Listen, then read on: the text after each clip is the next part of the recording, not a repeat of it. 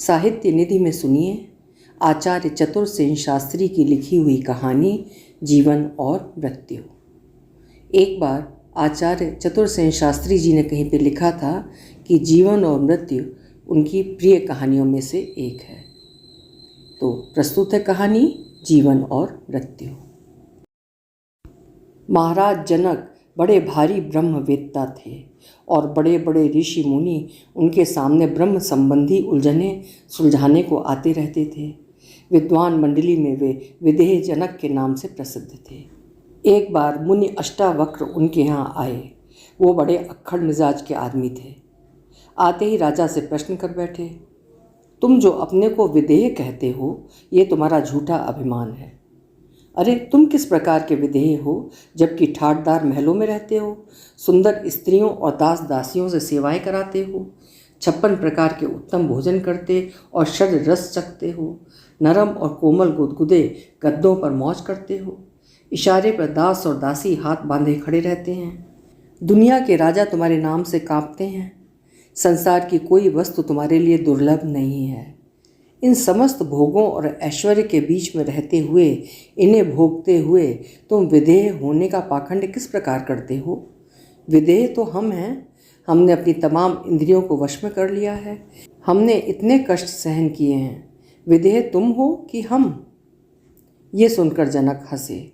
उन्होंने आदरपूर्वक ऋषि की अभ्यर्थना की और कहा, महाराज, सब बातों का उत्तर उतावली में नहीं दिया जा सकता। आप आइए, ठहरिए, कुछ दिन के लिए अपने इस सेवक का आतिथ्य स्वीकार करिए।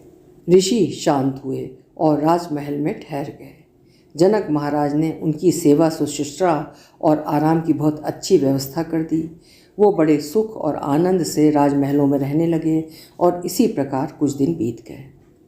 एकाएक एक दिन महाराज जनक ने अपने एक विश्वस्त अनुचर को आज्ञा दी कि किसी ऐसे दीन दुखी मनुष्य को पकड़ कर ले आओ जो कि अपने जीवन से बिल्कुल निराश हो, आत्मघात तक करने को तैयार हो, जिसका दुनिया में कोई सहारा ना हो, जो सब प्रकार से पतित, कलंकित और अयोग्य हो। महाराज की आज्ञा का तुरंत पालन किया गया और ऐसे ही एक पुरुष को पकड़कर महाराज के सामने उपस्थित किया गया। महाराज ने आज्ञा दी, इस पुरुष को आज से हमारे ही समान अधिकार संपन्न समझा जाए। जिस प्रकार हमारी आज्ञाओं का पालन किया जाता है उसी प्रकार इस पुरुष की आज्ञाएं पालन की जाएं और जिस प्रकार का ऐश्वर्य और सुख भोग हमारे लिए उपस्थित है वैसा ही इस पुरुष के लिए उपस्थित कर दिया जाए तथा इसकी प्रत्येक उचित और अनुचित आज्ञा का पालन किया जाए। जो कोई इस काम में चूक करेगा उसको प्राणदंड दिया जाएगा। ये सारे खेल मुनि अष्टावक्र के सामने हुए और वे राजा की इस अद्भुत आज्ञा को सुनकर बड़े आश्चर्यचकित हुए। उन्होंने अपने मन में कहा कि राजा लोग भी सनकी हुआ करते हैं, जो उनके मन में तरंग आई वही कर बैठते हैं। परंतु उस व्यक्ति के प्रति मुनि अष्टावक्र का कौतूहल जरूर बढ़ गया। वे बड़े ध्यान से उसकी दिनचर्या को देखने लगे। दर्जनों दास दासियाँ और सेवक उसकी सेवा में उपस्थित हो गए और एक बढ़िया सा महल उसे रहने को दे दिया गया और राजसी ठाट बाट से उसे सुसज्जित कर दिया गया। वो भूल गया अपने उन दिनों को जबकि वो एक निरीह भिखारी होकर रोटी के एक टुकड़े की भीख मांगता था। अब वो राजा के समान सेवकों पर हुक्म चलाता था, अनेक प्रकार के स्वादिष्ट भोजन करता था, उत्तम शैयाओं पर सोता था, उसकी प्रत्येक इच्छा और आज्ञा का पालन किया जाता था। देखते ही देखते उसका रंग ढंग बदल गया। वो खूब मोटा ताजा और सुखी हो गया। अष्टावक्र उसका ये परिवर्तन देखते और राजा की मूर्खता पर हंसते थे। इस प्रकार कुछ दिन व्यतीत हो गए। इस बीच मुनि अष्टावक्र ने राजा से कई बार अपने प्रश्न का उत्तर मांगा और राजा ने उसे हंसकर टाल दिया। एक दिन महाराज ने अपने विश्वस्त सेवक से पूछा कि उस आदमी का क्या हाल है जो कि पकड़ कर लाया गया था। क्या हमारी समस्त आज्ञाओं का यथावत पालन हो रहा है? अनुचर ने विनीत भाव से कहा कि महाराज की आज्ञाओं का यथावत पालन हो रहा है और वो आदमी बहुत सुखी और संतुष्ट है। राजा ने आज्ञा दी कि अभी सारे शहर में ढिंढोरा पिटवा दो कि कल सायंकाल सूर्यास्त के समय उस पुरुष को राजमहल के प्रांगण में सूली पर चढ़ा दिया जाएगा।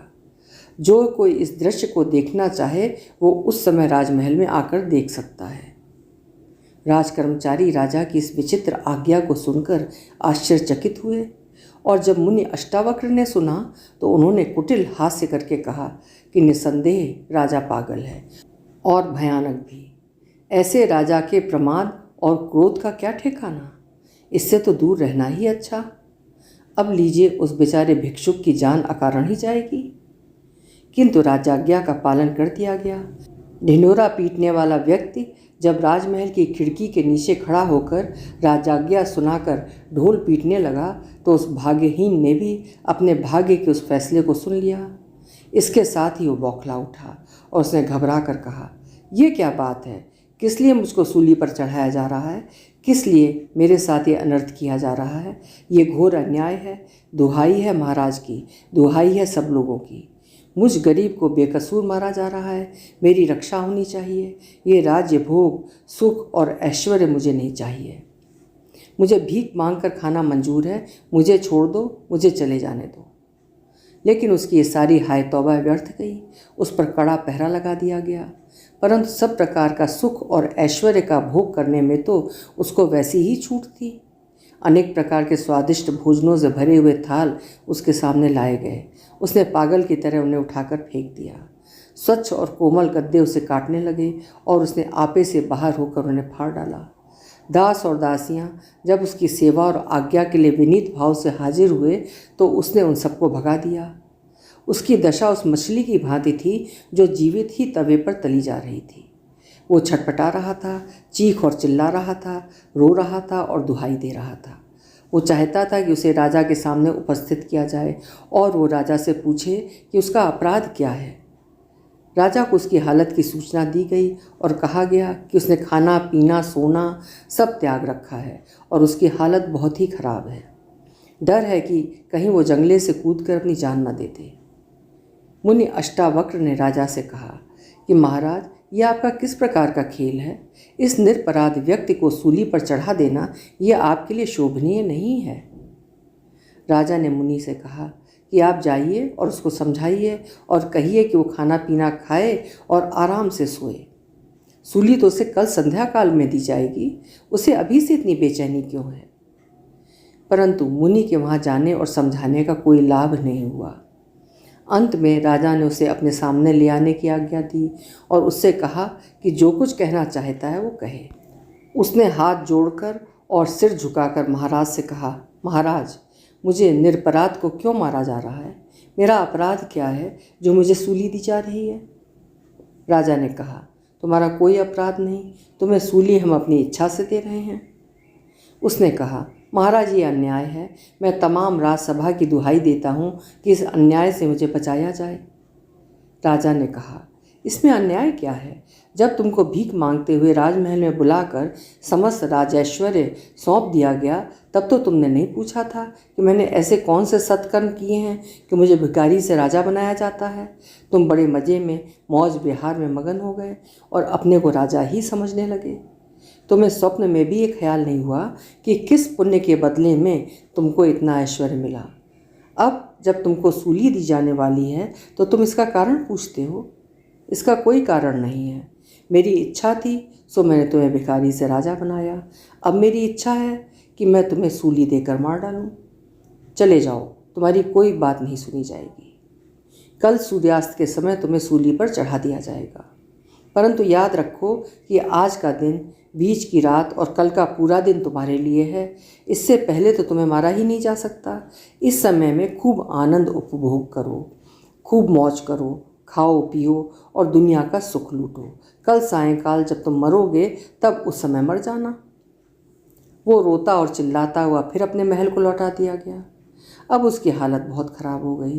वो ज़मीन पर औंधे मुँह गिर गया और खाना पीना सोना बैठना गद्दे और पलंग सब उसने त्याग दिए।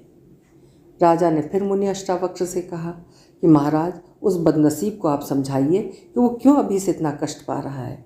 तो मुनि ने कहा, महाराज, ये आप कैसी बातें करते हैं?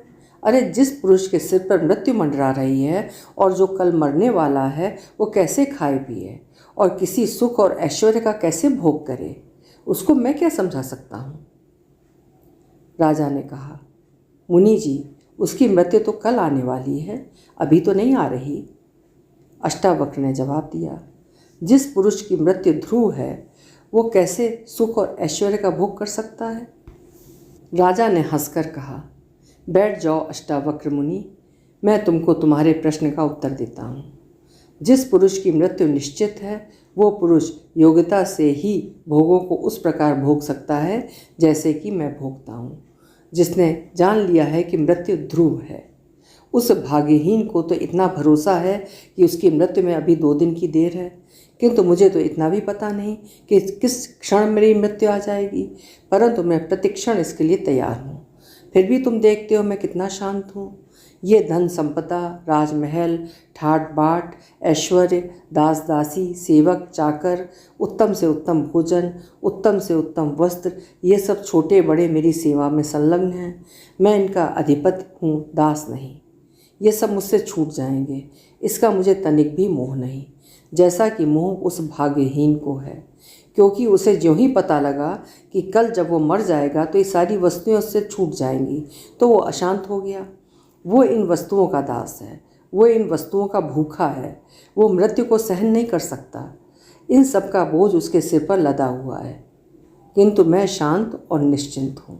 मुनिवर, यही कारण है कि लोग मुझे विधेय कहते हैं। तुमने अपना उदाहरण दिया कि तुम वृक्ष के पत्ते खाकर अपनी तृप्ति करते हो। तुमने अपनी इंद्रियों को कसकर बांध रखा है। क्या यही तुम्हारी तपस्या है? क्या यही तुम्हारा विदेहत्व है? तुमने अपनी इंद्रियों को कसकर क्यों बांधा?